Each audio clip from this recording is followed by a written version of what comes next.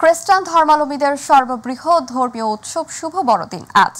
বিশ্বের অন্যান্য দেশের মতো বাংলাদেশেও খ্রিস্ট ধর্মাবলম্বীদের যথাযথ ধর্মীয় ভাব গাম্ভীর্য ও আচারাদি আনন্দ উৎসব এবং প্রার্থনার মাধ্যমে দিনটি উদযাপন করছেন। 2024 বছরের আগে এই দিনে জন্মগ্রহণ করেন খ্রিস্ট ধর্মের প্রবর্তক যীশু খ্রিস্ট।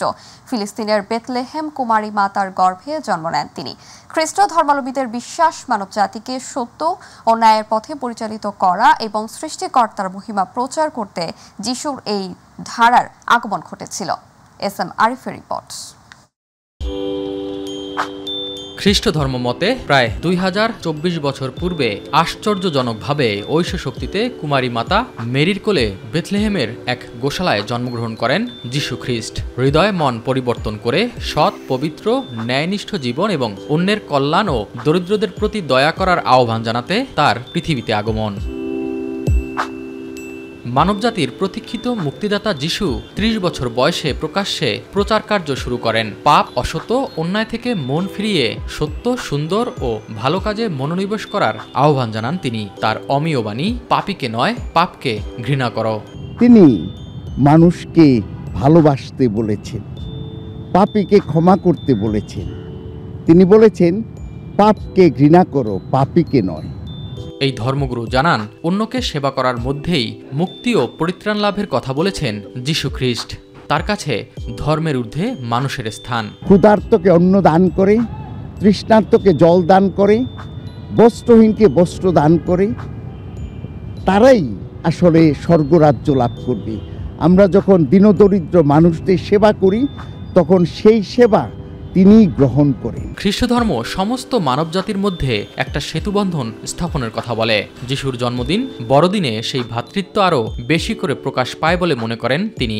আমাদের মধ্যে যাতে একতা, ভ্রাতৃত্ব, সম্প্রীতি স্থাপিত হয়, সেজন্য তিনি আমাদেরকে বলেছেন আমরা যাতে সবার সাথে সবাইকে ভালোবাসি, সবাইকে ক্ষমা করি, একত্রে বসবাস করি।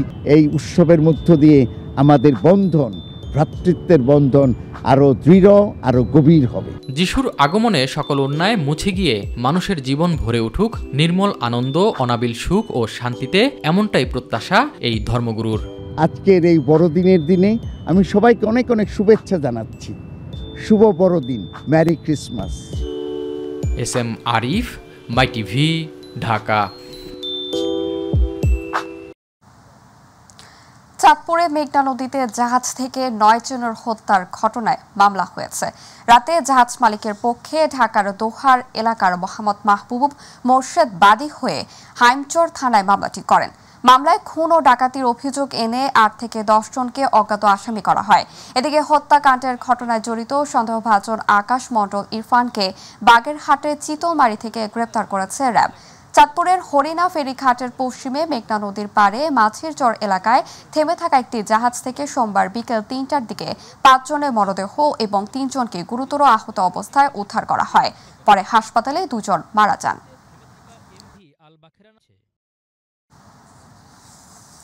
এত দ্রুত নির্বাচনের জন্য এত মানুষ শহীদ হয়নি। সংস্কার শেষে সরকার নির্বাচনের দিকে যাবে বলে মন্তব্য করেছেন অন্তর্বর্তীকালীন সরকারের স্থানীয় সরকার, পল্লী উন্নয়ন ও সমবায় মন্ত্রণালয় ও যুব ও ক্রীড়া মন্ত্রণালয় উপদেষ্টা আসিফ মাহমুদ সজীব ভূঁইয়া। সকালে ঠাকুরগাঁয়ের বালিয়াটাঙ্গী উপজেলার পরিষদ হলরুমে শীতার্থদের মাঝে শীত বস্ত্র বিতরণ এসে তিনি এসব কথা বলেন। গণঅভ্যুত্থানে জেলার আহতদের চিকিৎসার বিষয়ে উপদেষ্টা বলেন, আহতদের সাথে বসে গল্প করেছেন। তাদের চিকিৎসা নিশ্চিতে সরকার কাজ করে যাচ্ছে। দ্রুত সময়ের মধ্যে তাদের চিকিৎসা নিশ্চিত করা হবে। আমরা স্পষ্টভাবে বলতে চাই যে এই সরকারের সময় যে অঞ্চলগুলোকে বৈষম্যের শিকার করা হয়েছে সেখানে বিশেষ গুরুত্ব সহকারে উন্নয়ন কার্যক্রম পরিচালনা করা হবে এবং শুধুমাত্র একটা নির্বাচন কিংবা ভোটের জন্য এত মানুষ জীবন দেয়নি। প্রায় 200 শতাধিক আমরা ধারণা করছি আমাদের শহীদ এবং 20,000-এরও বেশি আহত এবং শহীদ পরিবার এবং আমাদের আহতরাও সংস্কারের কথা বলছে। এই সরকারের একটা ক্লিয়ার ম্যান্ডেট হচ্ছে আমরা সংস্কার কার্যক্রমগুলো করবো এবং আপনারা জানেন কমিশনগুলোর প্রায় 3 মাসের মতো সময় হয়ে যাচ্ছে। কমিশনগুলোর উপস্থাপনা দেবে, তারপর আমরা যারা স্টেক হোল্ডার্স আছে তাদের সাথে কনসালটেশনের ভিত্তিতে সংস্কার কার্যক্রম বাস্তবায়ন করে একটা ইলেকশনের দিকে যাব। ঘন কুয়াশায় মুন্সিগঞ্জের ঢাকা মাও এক্সপ্রেসওয়ে পরিণত হয়েছে মৃত্যু ফাঁদে। কুয়াশায় দৃষ্টির সীমা কমার পরেও চালকদের বেপরোয়া মাত্রা অতিরিক্ত গতির কারণে ঘটেছে প্রাণহানি সহ দুর্ঘটনা। এক্সপ্রেসওয়ের ওয়ান ওয়ে সড়ক ধীরগতি বা থেমে থাকা যানবাহনের পেছন থেকে ধাক্কা দিচ্ছে দ্রুত গতির বাস, ট্রাক সহ যানবাহন। এমন পরিস্থিতিতে দুর্ঘটনা রোধে দ্রুত কার্যকর ব্যবস্থা গ্রহণের তাগিদ ভুক্তভোগীদের।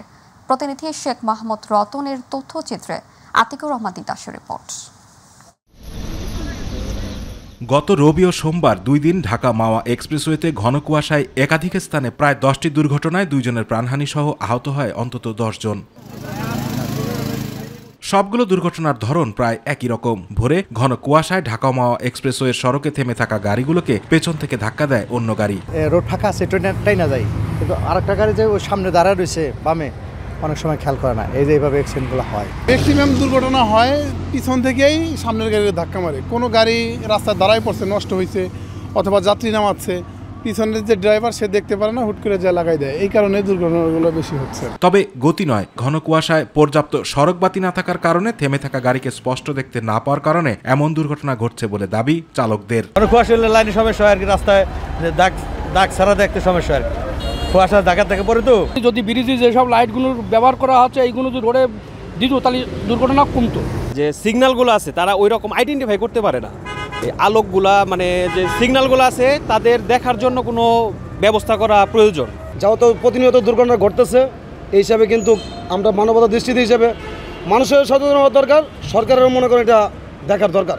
তবে এসব অজুহাত মানতে নারাজ পুলিশ ও ফায়ার সার্ভিস। তাদের দাবি, ট্রাফিক আইন অমান্য করে চালকরা বেপরোয়া গতি এবং কুয়াশায় গাড়ি চালানোর নিয়মনীতি না জানা ও অদক্ষতার কারণেই এসব দুর্ঘটনা ঘটছে। সড়ক ও জনপথের কিন্তু বিভিন্ন জায়গায় কিন্তু রোড সাইন দেওয়া আছে যে গতি কমানোর জন্য বা বাড়ানোর জন্য, সামনে টার্নিং, এইসব বিষয়গুলো দিক নির্দেশনা আছে। এই দিক নির্দেশনা কিন্তু চালকেরা কিন্তু মানতেছে না। এর না মানার কারণে এবং অসচেতনতার কারণে কিন্তু দুর্ঘটনা ঘটছে। ঘন কুয়াশায় যানবাহন চলাচলের পরিস্থিতি অনুকূলে না থাকলে সাময়িক সময়ের জন্য মহাসড়কে যান চলাচল বন্ধের পরামর্শ ফায়ার সার্ভিসের। এর থেকে উত্তরণের উপায় হলো ট্রাফিক রুলস মেনে চলতে হবে, ঘন কুয়াশায় নিয়ন্ত্রিতভাবে গাড়ি চালাতে হবে, সড়ক বাতিগুলো অনুসরণ করতে হবে, ওভারটেকিং যত্রতত্র করা যাবে না, তাহলেই এই ধরনের দুর্ঘটনা রোধ করা সম্ভব। সার্বিক পরিস্থিতিতে ঘন কুয়াশায় দুর্ঘটনা রোধে দ্রুত কার্যকর ব্যবস্থা গ্রহণের দাবি ভুক্তভোগী সহ সকলের। আতিকুর রহমান তিতাস, মাই টিভি। দুর্গন্ধ আর দূষণে নাকাল বরগুনা শহরের সোনাখালীবাসী। রাস্তার পাশে পৌরসভার ময়লা আবর্জনা রাখার কারণে সৃষ্টি হয়েছে এমন পরিস্থিতি। এর ফলে একদিকে দূষিত হচ্ছে পরিবেশ, অন্যদিকে নানা রোগে আক্রান্ত হচ্ছেন এলাকাবাসী। প্রতিনিধি শফিকুল ইসলাম স্বপনের তথ্যচিত্রে আরও জানাচ্ছেন শামস তাবরিজ উচ্ছ্বাস। 2 দশকেরও বেশি সময় ধরে বরগুনা শহরে ঘনবসতিপূর্ণ সোনাখালী এলাকায় এভাবেই ফেলা হচ্ছে পৌরসভার বর্জ্য। ফলে পৌরসভার এই অব্যবস্থাপনায় ক্ষুব্ধ এলাকাবাসী। শহরের বর্জ্য সমস্যা সমাধানে কয়েক কোটি টাকা ব্যয়ে নির্মাণ করা হয় পরিশোধনাগার, কিন্তু নানা কারণে উদ্বোধনের 3 বছর পরেও চালু করা যায়নি বর্জ্য পরিশোধনাগার। এতে বিপাকে এই পথে চলাচলকারী পথচারী থেকে শুরু করে স্থানীয়রা। রোড দিয়ে কোনো লোক চলাফেরা করতে পারে না, খাওয়া দাওয়া করতে পারে না, ওই থেকে নাক ডাকনা দিয়ে এই পর আসতে হয়।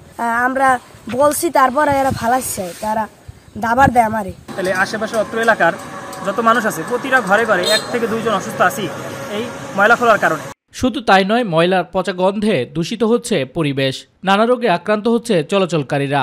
প্রতিবাদ করেও কোনো প্রতিকার মিলছে না অভিযোগ তাদের। দুর্গন্ধে মানুষ এই দুনিয়া ছড়াই যায়, পরে মানুষের বিভিন্ন ধরনের রোগ দেখা দেয়। আমার দাবি এখানে যেন কোনো রকম ময়লা ফেলাইতে না পারে, আমরা যেন একটু শান্তিতে আসতে চলতে পারি। এদিকে পৌর কর্তৃপক্ষ বলছে পরিশোধনাগারের প্রয়োজনীয় সংস্কার করে দ্রুত সোনাখালী থেকে ময়লা আবর্জনা সরিয়ে নেওয়া হবে। এখন এই মুহূর্তে আমরা পুরোপুরি আর একটা ময়লা শোধনাগার আমরা নির্মাণ করেছি এশিয়া উন্নয়ন ব্যাংকের অর্থায়নে। সেটা আমরা এখন ওইখানে ময়লা ফেলতেছি, ওখান থেকে আমরা যে ময়লার থেকে আমরা একটা সার উৎপাদনের যে প্রক্রিয়া ওইটা চলমান আছে আমাদের। বাংলাদেশ সরকারও এডিবির অর্থায়নে ময়লা আবর্জনা ফেলার জন্য নির্মাণ করা হয় বর্জ্য পরিশোধনাগার। তবে 3 বছরেও কাজ শুরু করতে না পেরে সোনাখালীকে ভাগাড়ে পরিণত করেছে সংস্থাটি। শামস তাবরিজ উচ্ছ্বাস, মাই টিভি নিউজ ডেস্ক। রংপুরের পীরগঞ্জে গ্রামীণ অবকাঠামো উন্নয়নের বরাদ্দকৃত অর্থ কাজ না করে পকেটস্থ করার অভিযোগ উঠেছে বড় আলমপুর ইউপি চেয়ারম্যানের বিরুদ্ধে। দ্রুত সময়ের মধ্যে ইউপি চেয়ারম্যান অপসারণ সহ প্রয়োজনীয় ব্যবস্থার গ্রহণের দাবি জানিয়েছেন স্থানীয়রা। অভিযোগ বিষয়ে তদন্ত চলছে, অপরাধ প্রমাণ হলে ব্যবস্থা নেওয়া হবে বলে জানিয়েছেন প্রশাসন। রংপুর থেকে মাহমুদুল হাসানের তথ্যচিত্রে ইলিয়াস কমলের রিপোর্ট।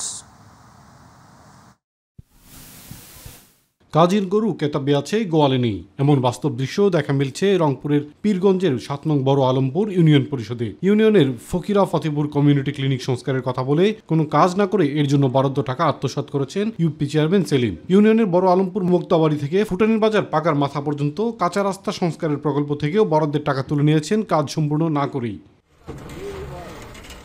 এমন অনিয়ম দুর্নীতিবাদ চেয়ারম্যানের অপসারণ সহ প্রয়োজনীয় ব্যবস্থা গ্রহণের দাবি জানিয়েছে স্থানীয় জনসাধারণ।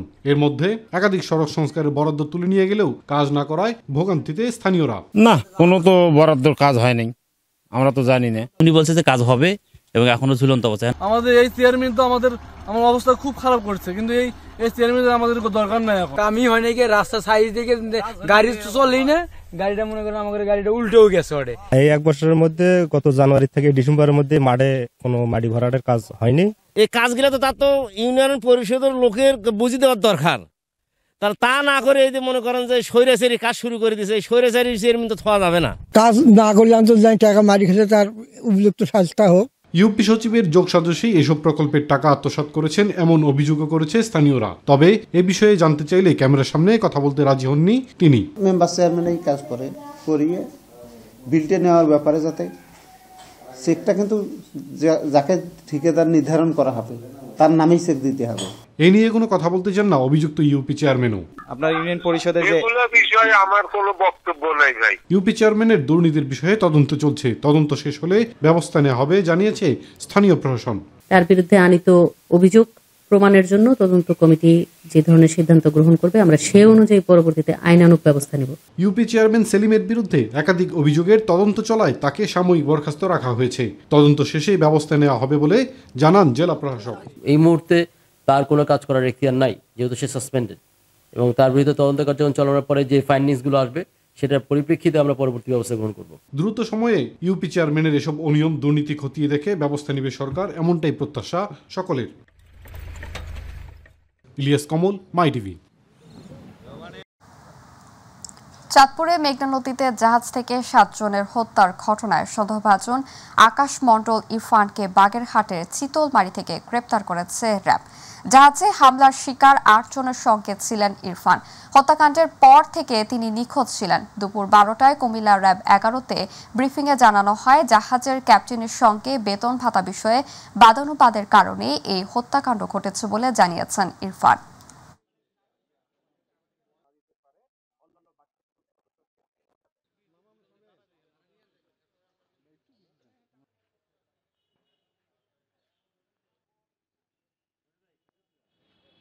গ্রেফতারকৃত আসামি আকাশ মণ্ডল ওরফে ইরফানের দেওয়া তথ্য অনুযায়ী তার মূল ক্ষোভ ছিল মূলত মাস্টারের ওপর, এবং মাস্টারের উপর এই ক্ষোভ থেকেই তিনি পূর্ব পরিকল্পনা করে মাস্টারকে হত্যা করে পরবর্তীতে সে পলায়নের পথ বেছে নেওয়ার উদ্দেশ্যে যখন গমন করবে তখন তার কাছে মনে হয় জাহাজের অন্যান্য সদস্যরা তার ব্যাপারে তথ্য দিলে সে পুনরায় ধৃত হতে পারে। তো আইন শৃঙ্খলা রক্ষাকারী বাহিনীর নিকট থেকে রক্ষা পাওয়ার জন্য সে ক্রমান্বয়ে জাহাজের অন্যান্য সকল সদস্যকে হত্যার চেষ্টা করে। বাংলাদেশের সত্যিকারের একটি পরিবর্তনে প্লাবন সৃষ্টি হয়েছে। এই পরিবর্তন ধরে রাখতে সকলকে ঐক্যবদ্ধ থেকে কাজ করে যাওয়ার আহ্বান জানিয়েছেন জামায়াতে ইসলামীর আমির ডক্টর শফিকুর রহমান। সকালে রাজধানী বঙ্গবন্ধু আন্তর্জাতিক সম্মেলন কেন্দ্রে ন্যাশনাল ডক্টরস ফোরাম বাংলাদেশ আয়োজিত জাতীয় চিকিৎসক সমাবেশে এসব কথা বলেন তিনি বলেন দেশকে এগিয়ে নিতে দেশের অভ্যন্তরীণ সব বৈষম্য দূর করতে হবে। জামায়াতে আমির বলেন চিকিৎসকরা চাইলে একটি মানবিক দেশ গড়া সম্ভব। পরামর্শ দেন তিনি। এথিক্যাল এডুকেশন, স্মার্ট এডুকেশন এবং এথিক্যাল প্র্যাকটিস, এই 3টা জিনিসের সমন্বয় আমরা করতে পারছি না। এই জায়গায় হেভি লোকলস, এই ছিদ্রগুলো বন্ধ করতে হবে। জ্ঞানের রাজ্যে আমাদেরকে শ্রেষ্ঠত্ব অর্জন করতে হবে। রিসার্চ তার একটা গুরুত্বপূর্ণ অংশ। এটা সবকিছু নয়, কিন্তু এটা গুরুত্বপূর্ণ। প্রচুর লেখাপড়া করতে হবে, জানতে হবে, এবং সেটা হবে মরাল বেস। জামাই আসবে শ্বশুর বাড়ি বউকে নিয়ে। স্থানীয় মেয়েরা যাদের দূরে বিয়ে হয়েছে তারা যখন স্বামীকে নিয়ে বাবার বাড়ি আসবেন তখন পরিবারের সবাইকে নিয়ে ঘুরতে আসবেন মেলায়। পারিবারিক এমন রীতি রেওয়াজ মেনে বধূ তার স্বামীকে নিয়ে মেলায় আসবেন বলেই মেলার নামকরণ হয়েছে বউ জামাই মেলা। প্রতিনিধি মাহফুজ সাজু রিপোর্টে বিস্তারিত। মেয়ের জামাই এলেই শ্বশুরবাড়ির লোকজন তার আদর যত্ন করবে, এ নিয়ম আবহমান বাংলার পুরনো রীতি। সেই ঐতিহ্য ধরে রাখতে লালমনিরহাট সদর উপজেলার বড়বাড়ি আবুল কাশেম কলেজ মাঠে বসেছে বউ জামাই মেলা। মেলায় বড় বড় দেশীয় মাছ, পিঠাপুলির পসরা নিয়ে বসেছেন দোকানিরা। নাগরদোলা, জাদু প্রদর্শনী সহ ছোট বড় সবার জন্য আছে বিনোদনের নানা আয়োজন। পৌষের শীতের আমেজে নানান কেনাকাটা আর আনন্দ উপভোগ করতে পেরে খুশি নতুন পুরাতন দম্পতিরা। একটা আনন্দ বিরাজ করতেছে, তো সেই আনন্দটা উপভোগ করার জন্য বাচ্চা কাচ্চা ফ্যামিলি নিয়ে আসলাম। ভালো লাগতেছে, এখানে অনেক কিছু দেখতেছি। বাচ্চাদের জন্য খেলনা নিছি, 3 পিস নিছি, জুতা নিছি, চাদর, সোয়েটার, অনেক কিছুই নিছি। জেলা শহর থেকে খানিকটা দূরে বলে মেলায় গ্রামীণ আবহ চোখে পড়ার মতো। পরিবারের সদস্যদের নিয়ে দূর দূরান্ত কিংবা কাছাকাছি থেকে যারা এসেছেন মেলার আয়োজন দেখে মুগ্ধ তাদের সবাই। জামাই শ্বশুরবাড়িতে আসবে, মাছ নিবে, ঘুরবে, পিঠা খাবে, আসলে ওইটা ঐতিহ্য। বউ জামাই মেলা খুব ভালো। এর আগে আমরা ইতিপূর্বে আমার বউকে নিয়ে আসছি। সাংসারিক অনেক জিনিসপত্র পছন্দ হলেই নিব। আসলে এইরকম মেলা সচরাচর কমই হয়। আমি এইরকম মেলায় আসতে পেরে আসলে আজকে আমার খুবই ভালো লাগতেছে। আয়োজকরা বলছেন নিজস্ব ঐতিহ্য ফিরিয়ে আনা আর বর্তমান প্রজন্মকে বাঙালি সংস্কৃতিতে অভ্যস্ত করতেই এই মেলার আয়োজন। বউ জামাই মেলার নামকরণের তাৎপর্য হলো যে আমাদের এই অঞ্চলের মেয়েরা, এই অঞ্চলের বোনেরা যাদের বিয়ে হয়েছে এলাকার বাইরে, হারিয়ে যাওয়া যে কৃষ্টি কালচার, গ্রামীণ ঐতিহ্য, সেটাকে ফিরে নিয়ে আসার আমাদের এই প্রচেষ্টা। ইন্টারনেটের এ যুগে নির্মল বিনোদন আর পারিবারিক বন্ধন সুদৃঢ় করতে এমন আয়োজন সবখানেই হোক, এ প্রত্যাশা সবার। মাহফুজ সাজু, মাই টিভি, লালমনিরহাট।